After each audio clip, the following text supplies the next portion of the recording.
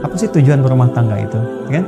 Kalau sekedar hanya untuk menikah, kapan akad, setelah itu ada apa, setelah itu bagaimana punya aset yang baik, rumah yang cukup megah, ya, kendaraan-kendaraan yang memudahkan kehidupan. Setelah itu mau ngapain? Setelah itu mau ngapain? Karena manusia kan terbatas, programnya terbatas, ya, imajinasinya juga terbatas, gambarannya terbatas, rencananya terbatas. Setelah itu mau apa?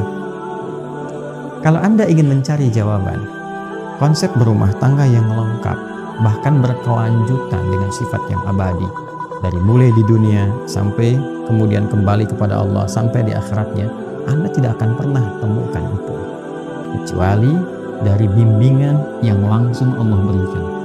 Karena Allah yang menciptakan kita, Allah tahu kita, Allah yang mengerti tentang kita, dan Allah yang maha memahami serta memberi solusi dari semua desain kehidupan kita dalam keadaan apapun, baik itu single ataupun sudah berumah tangga, dan dalam kehidupan yang lebih kompleks. Jadi kalau kita menginginkan konsep kehidupan rumah tangga yang terukur, yang baik, yang kurikulumnya memandu kita mendapatkan kebahagiaan yang sejati, baik di dunia bahkan abadi sampai ke akhirat, gak akan pernah ditemukan kecuali dari bimbingan Sang Pencipta kita, Allah Subhanahu wa Ta'ala.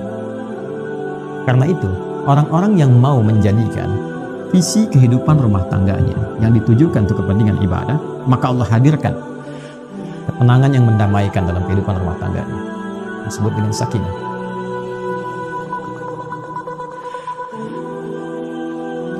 Dua, limpahan materi yang memberikan kenyamanan dalam kehidupan rumah tangga. Cinta dalam bentuk wujud materi, diberikan kecukupan materi yang melapangkan dia beraktivitas dalam kehidupan rumah tangganya, disebut dengan mawaddah. Mawaddah. Kemudian ditanamkan dalam jiwa setiap pasangan itu rasa kasih mendalam yang mengikat keduanya dalam kerukunan dan kebaikan.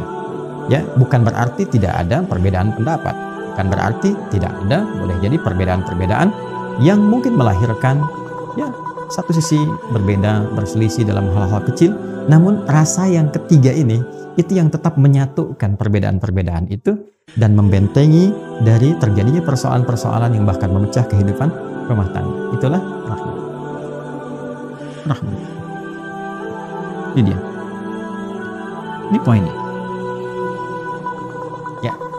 Jadi kalau kita satukan ayat ini bila ditujukan pada ibadah, maka ini kunci dari 3 pintu besar yang isinya adalah sakinah, mawaddah, dan rahmah. Karena itulah ketiga ini yang sering kita singkat dari kata pembukanya menjadi samara, sa-ma-ra, kan?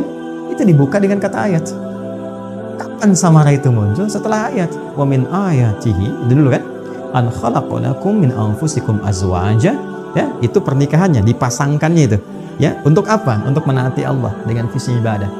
Setelah itu apa? Litaskunu ilaiha, baru sakinah datang. Wa ja'ala bainakum mawaddah, baru mawaddah dimudahkan. Wa rahmah, rahmah ditanamkan.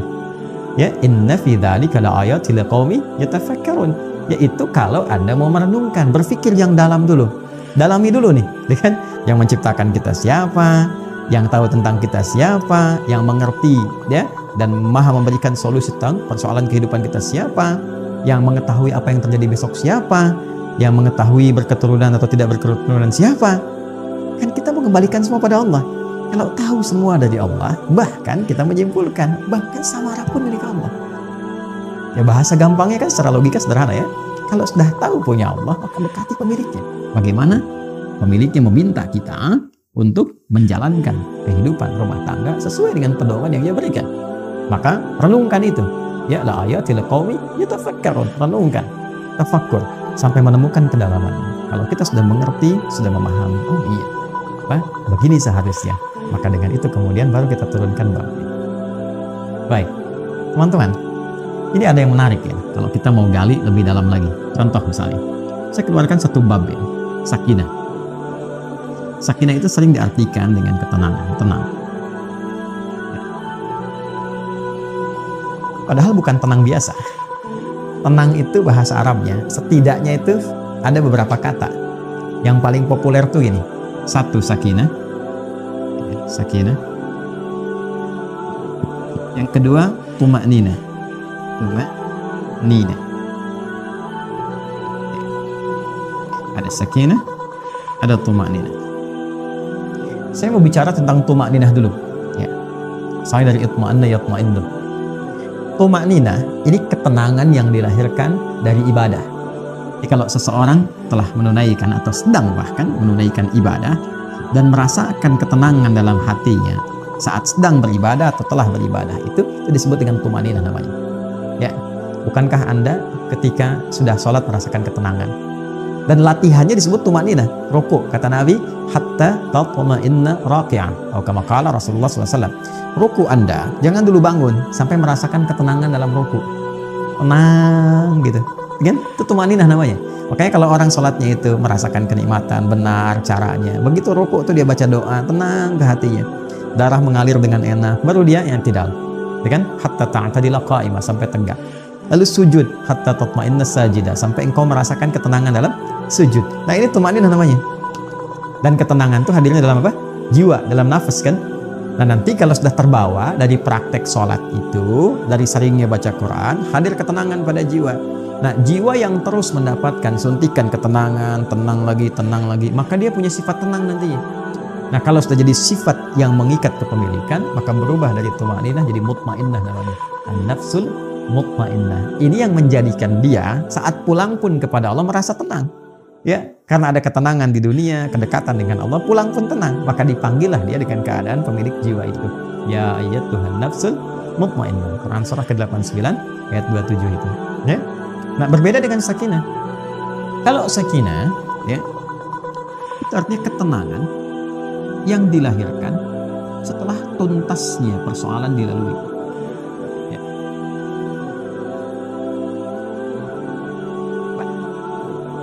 Ada mahasiswa atau pelajar ujian, ya. Ujian kan belum tenang ya. Makanya disebut minggu tenang itu kadang-kadang kurang tepat konteks di kita ya. Yang kurang tepat itu sebenarnya bukan sistemnya, muridnya. Harusnya kan sebelum masa itu di waktu-waktu belajar dia belajar. Cuman kadang-kadang belajar main ya, saat harusnya tenang sudah menguasai di minggu-minggu tenang. Apa yang dia lakukan? Dia belajar gitu kan. Baik, dari situ kemudian tidak sesuai dengan apa yang kadang-kadang ingin diharapkan. Tapi tidak masalah, kita kembalikan. Bukankah saat ujian itu merasakan tegang, kadang gelisah, ya? Setelah selesai ujian, ada ketenangan yang dirasakan. Alhamdulillah selesai, ya. Itu ketenangan yang dihasilkan setelah melalui satu persoalan. Ini disebut dengan sakinah. Jelas. Saya lukiskan lagi. Orang Arab mengatakan begini. Sakanatus syajaratu idza dhahabatir rih. Atau sakanatus safinatu idza dhahabatil amwaj. Ranting pohon itu menjadi tenang ketika angin yang menerpanya itu telah pergi. Atau mereka mengatakan kapal itu menjadi tenang ketika ombak yang menerpanya itu telah pergi. Dan airnya kembali tenang. Ketenangan yang telah melalui perombang-ambingan, diombang-ambingkan ombak, pohon diterpa naik turun kiri kanan begitu. Setelah kemudian dia tenang lagi, ya, apa yang terjadi? Nah, ketenangan itu disebut dengan sakinah. Dan biasanya kapal yang banyak diuji dengan gelombang, bahkan gelombang besar, dan dia melewati itu menjadikan kapalnya kualitasnya lebih kuat, ya, lebih mudah menghadapi persoalan-persoalan atau bahkan gelombang-gelombang kecil setelahnya. Semakin besar, yang kecil lewat. Ya, demikian pohon, semakin diterpa anginnya kencang, ya, dia goyang dan dia tertanam kuat, semakin kokoh akarnya. Jadi ketenangan itu bukan sekedar melahirkan ketenangan setelah gelombangnya lewat, tapi setelah itu melahirkan satu kemantapan yang dengan itu bisa mengatasi persoalan-persoalan kecil di kemudian hari atau siap untuk menghadapi tantangan yang besar di kemudian yang hari. Maka itu disebut dengan sakinah. Ketika kehidupan di rumah yang akan saya sampaikan disebut dengan sakinah, memberikan pesan kepada kita, bukan tapi di rumah itu hamd dari pesan. Islam ditemukan tersebut. Ini cara memahaminya. Ini kalau tidak dipelajari dulu ini nanti kaget. Tidak ada masalah. Rumah tangga itu pasti ada masalah. Ya, yang paling ideal kan rumah tangganya Rasulullah SAW. Coba lihat.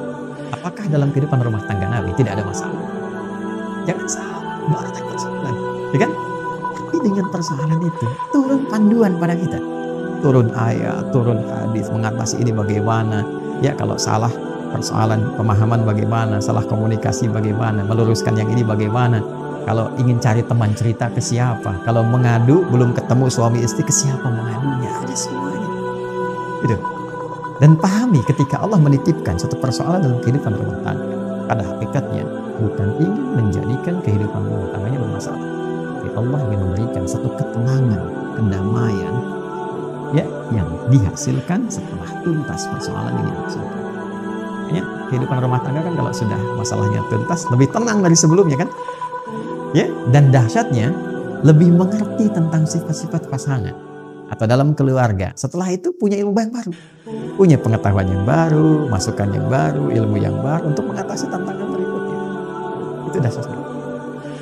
Tapi problemnya begini, bagaimana cara kita bisa mengatasi persoalan dengan mudah? Dan karena tidak sedikit masalah-masalah kecil di rumah tangga, ya kan, bisa menjadi besar dan menyebabkan persoalan serius ketika seseorang tidak mengetahui cara menyelesaikan.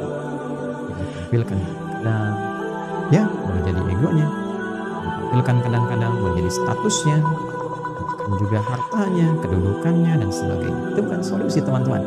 Sepanjang ditampilkan kemampuan kemanusiaannya, maka sifat manusia selalu ingin bertahan dengan apa yang dimiliki. Suami bicara A, istri bicara B. Ya, ayah bicara A, anak pun bicara B. Demikian seterusnya. Maka yang terbaik adalah kita mesti menanyakan pada mengatur segala. Ya, maka ketika dikembalikan, nih, sakinah itu kan sifat jiwa. Ya kan? Ketenangan itu kan sifat jiwa. Ingat, ketenangan itu bukan sifat fisik. Ya, pikiran tuh biasa, ya. Pikiran tuh bekerja terus, berpikir tuh terus, nggak berhenti, berpikir. Apa yang memberikan kegelisahan dan ketenangan pada pikiran? Jiwa. Jadi perintahnya di sini semua dalam jiwa kita. Kalau dia gelisah berarti dari nafsu, ya kan? Kalau dia tenang, nyaman berarti dari takwanya. Itu di jiwanya. Jadi pikiran tuh normal saja. Dia beraktivitas. Seperti fisik pun diperintahkan. Fisik tuh gimana perintah dari pikiran saja. Ya, nah apa yang memerintahkan pikiran dan mengisinya untuk mengarahkan apa yang harus dilakukan itu, maka itu dari jiwa. Maka itu saya sering katakan jiwa yang tenang akan melahirkan pikiran yang cemerlang dan aktivitas yang membahagiakan. Itu poin. Boleh bikin status tuh. Ya, nah balik ke sini. Karena ketenangan sifat jiwa, yang punya jiwa siapa? Yang punya nafas siapa? Allah. Ya. Kayak sering kita katakan kan, ya, mengikuti doa Nabi sallallahu alaihi wasallam, ya muqallibal qulub, ya, tsabbit qulubana 'ala dinik, 'ala iman. Allah yang mengetahui keadaan hati kami, ya kan? Membolak-balikan hati, memberikan kedamaian pada jiwa. Berikan kami kemantapan dalam jiwa kami untuk menaati ketentuan-Mu, beriman kepadamu, konsisten pada din-Mu. Ini poinnya. Nah, sekarang bagaimana caranya kita bisa belajar untuk menenangkan jiwa sebelum menghadapi persoalannya? Ini poin besarnya. Jadi ada orang-orang tertentu yang Allah berikan ketenangan paripurna dalam jiwanya, sehingga ketika dihadapkan pada masalah itu, dia bisa menyaring persoalannya, menjadikannya lebih kecil. Dan yang paling dahsyat, jadi ringan masalahnya sebelum dihadapi. Bukan gak punya masalah. Boleh jadi masalah yang sama bagi orang lain besar, bagi dia tinggal senyum selesai. Itu poinnya. Jadi bukan gak punya masalah, masalah dia ada. Cuma dikecilkan oleh Allah kadarnya, sehingga dengan kelapangan hatinya, itu menjadi kecil.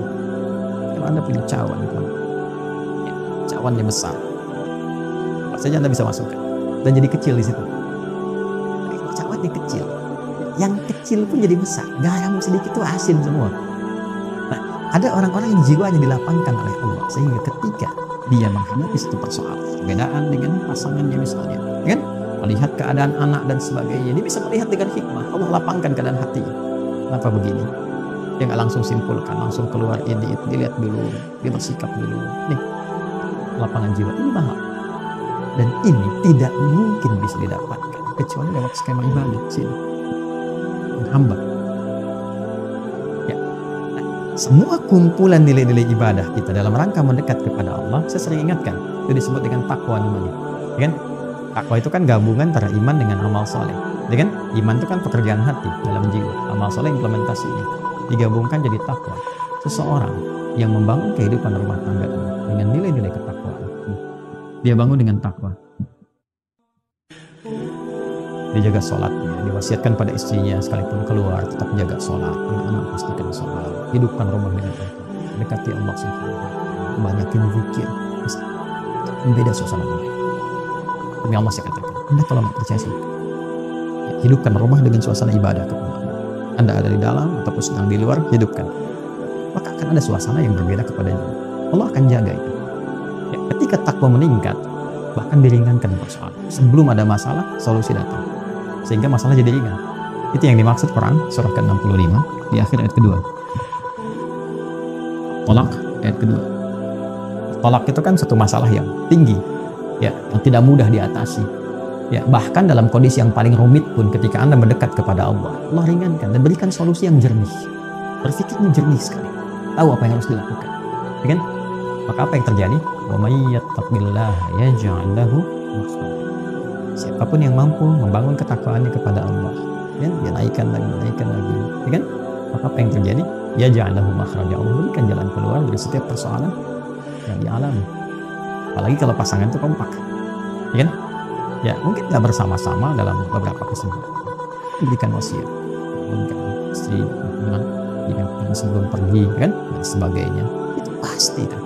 Ya, dari sekian banyak persoalan, jika ditumpahkan di atas sajadah, dia mengecil dan curhatnya kepada Allah. Innama ashku bathi wa khazni ila Allah. Demikian ya nasihat dari Nabi Ya'qub alaihissalam yang diabadikan Quran surat Yusuf itu kan. Kalau mau curhat ke Allah. Sampaikan. Dan akan cenderung bahagia. Ketakwaan membangun kebahagiaan. Quran surah kedua di akhir ayat 189. Wattaqullaha la'allakum tuflihun. Itu sakinah namanya. Tingkatkan takwamu kepada Allah, Allah tanamkan, Allah berikan kepadamu kebahagiaan. Ya, dan titian kesuksesan. Anda pun kalau ingin mawaddah, tambahan dari materi-materi yang membentuk kehidupan keluarga lebih menyenangkan. Masya Allah, ada rumah lebih menyenangkan, ditata lagi, ini tempat sholat, ini musola bersama, ini buat ngaji, ini ruang keluarga. Lebih enak kan? Ya, punya kendaraan dipakai macam-macam, mawaddah namanya. Bagian dari pemaknaan ini. Nah, ini pun jalannya takwa, teman-teman. Ya, teruskan ayatnya kan, di ayat ketiganya. May yattaqillaha yaj'al lahu makhraja wa yarzuqhu min haitsu la yahtasib. Bahkan rezekinya pun dikirimkan dari sisi yang tidak diduga. Ya, coba lihat kisahnya Sayyidah Maryam alaihissalam. Maryam ibundanya Nabi Isa alaihissalam, ya, Mesias, Yesus, ya. Jadi Nabi Isa alaihissalam punya ibu yang sangat luar biasa, namanya Sayyidah Maryam alaihissalam. Maryam itu apa yang dibangun pertama kali oleh ibundanya? Ya, karena ayahnya meninggal sejak beliau dalam kandungan. Jadi ayahnya nggak sempat melihat Maryam. Ya, Imran tuh nggak sempat lihat Maryam. Jadi istrinya Hannah mengandung, begitu lahir ayahnya telah meninggal dunia. Tapi keduanya punya rencana. Ya, rencana strategis yang memang sudah disiapkan kalau nanti lahir anak begini. Ya, makanya banyak kerabat Imran. Imran kan orang soleh. Ya, Imran tuh alaihissalam orang soleh. Ya, maka banyak teman-teman solehnya yang ingin merawat Maryam ketika dilahirkan sampai harus diundi siapa yang rawat. Sehingga diputuskan pamannya, ya, yaitu Nabi Zakaria alaihissalam. Nah, yang pertama dibangun oleh ibundanya apa? Nilai ketakwaan. Ini. Apa yang terjadi? Ibunya menyiapkan perangkat-perangkat bagi anak yang mendekatkannya dengan Allah. Buatkan mihrab, carikan guru yang saleh, dirawat baik-baik, diberikan rezeki yang baik. Ketika dari kecil disiapkan itu semua, apa jawaban Allah? Quran surah ketiga, Al-Imran ayat 37. Quran surah 3 ayat 37. Qabbalaha rabbuha biqabulin hasanin wa ambataha nabatan hasan. Maka Allah menerima semua ikhtiar dari Hannah itu, bahkan dari kedua orang tua sebelumnya, diterima semuanya dengan penerimaan terbaik. Dan ketika Allah terima, dijamin semua titian kehidupan, rizkinya, ketenangannya, kebaikannya, kedamaiannya, dan segala kemuliaan yang melekat kepadanya. Walaupun yang merawat secara ikhtiar Nabi Zakaria. Lama dakhala 'alaiha Zakaria al-mihraba wajada 'indaha rizqa. Qala ya Maryam anna laki hadha? Qalat huwa min 'indillah. Innallaha yarzuqu man yasha' bighairi hisab. Setiap kali pamannya mengantarkan kebutuhan Maryam sudah ada. Tuh, min haitsu la yahtasib. Ya, dan nyaris semua persoalan itu ditepikan oleh Allah sehingga dia fokus untuk ibadah, mendekat kepada Allah. Masya Allah. Dan semua dipenuhi oleh Allah. Sampai bertanya dari mana semua ini? Ya karena dekat dengan Allah. Jawabannya apa? Qalat huwa min 'indillah. Dari Allah. Innallaha yarzuqu man yasha' bighairi hisab. Allah yang memberikan tanpa batasan. Jadi orang-orang yang membangun rumah tangganya, ya, kehidupan dalam langkah pernikahannya sampai dia berjalan dalam ketakwaan kepada Allah, sebetulnya nggak sulit tentang dunia. Gitu. Jadi mohon maaf nih kalau kalimat ini barangkali kurang menyenangkan, kan? Kalau ada persoalan yang tidak pernah tuntas, padahal mungkin secara materi tercukupi, kan? Masya Allah, kedudukan tinggi, tapi tidak tuntas nih. Boleh jadi yang dibutuhkan tuh bukan harta, bukan tingginya kedudukan Anda, yang dibutuhkan ketakwaan Anda kepada Allah saja. Ya, menyadari bahwa pernikahan ini adalah bagian dari amanah Allah Subhanahu wa Ta'ala. Rumah tangga ini amanah, setiap amanat dipertanggungjawabkan di hadapan Allah Subhanahu wa Ta'ala. Dan kalau mengerti berumah tangga itu adalah ibadah, maka kita akan jaga cara kita beribadah kepada Allah. Anda kan kalau sholat Anda jaga rukun dan syaratnya, kan? Nah, rumah tangga itu ada rukun dan syaratnya. Kan waktu mau nikah kan ada rukunnya, ada akad itu kan, syaratnya juga ada kan. Nah, bukan cuma mahar kan, dan 2 saksi itu kan. Nah, kemudian juga ijab kabul dan sebagainya, itu kan terpenuhi. Nah, itu pembukanya, ya kan? Dalam perjalanannya pun itu harus dijaga, karena kalau memahami pernikahan itu sebagai ibadah kepada Allah, maka dijaga cara kita ibadah. Jaga, jangan sampai ya terkena sesuatu yang kotor atau melanggar ketentuan ibadah. Nah, ini kalau dipertahankan, maka apa yang terjadi? Allah anugerahkan segala kemuliaan untuk mengabadikan kehidupan keluarga ini sampai dengan kehidupan di akhirat. Ya, kalau kita baca Quran surah ke-52 misalnya At-Tur ayat 21, Allah tegaskan di situ, walladzina amanu wattaba'athum dzurriyyatuhum biimanin alhaqna bihim dzurriyyatahum wama alatnahum min 'amalihim min syai' kullu imrin bima kasaba rahim. Dan para orang tua yang beriman itu menjaga iman. Jadi berkeluarga itu dengan imannya. Ya bukan cuma dengan hartanya. Kalau dengan harta ya banyak bisa begitu. Ya kan? Berkeluarga itu dengan imannya. Lalu iman diimplementasikan dalam bentuk amal saleh. Amal saleh suami kepada istri dalam bersikap, ma'asyiruhunna bil ma'ruf, surah keempat ayat 19. Demikian sebaliknya dengan anak-anak dan sebaliknya. Maka apa yang terjadi? Kalau orang tua mampu begitu, diwarisi oleh anak demikian, diniatkan karena imannya, maka mereka akan dipertemukan kembali di satu tempat di surga. Alhaqna bihim dzurriyyatahum, satu keluarga besar. Wa ma alatnahum min amalihim min syai', dan semua kegiatan berkeluarga itu dinilai langsung oleh Allah untuk mewujudkan pertemuan itu karena dilakukan dengan iman, maka jadi ibadah. Kullu mri'in bima kasaba rahin, tapi itu pilihan. Kalau Anda merasa itu hanya untuk melakukan kegiatan duniawi saja, hubungan seksual saja, ya mencari materi saja, itu pilihan Anda. Silahkan saja, itu pilihan Anda. Tapi pada saatnya sadari kata Allah, Anda akan pulang, meninggal. Makanya patut bertanya, setelah meninggalkan dunia ini ketemu lagi nggak? Ya kan? Satu masuk ke alam kubur, ya itu saja kan sudah nggak ada aksesnya, ya kan? Untuk bertemu kembali, dizarahi balik lagi dan sebagainya. Nanti di akhirat ketemu lagi nggak? Apa ini? Nah, berbahagianya kita, Allah itu Tuhan kita yang Maha Esa, lengkap menyampaikan dalam Quran. Tidak ada satupun kitab suci di muka bumi ini yang menyampaikan runtutan kehidupan kita secara detail dan lengkap.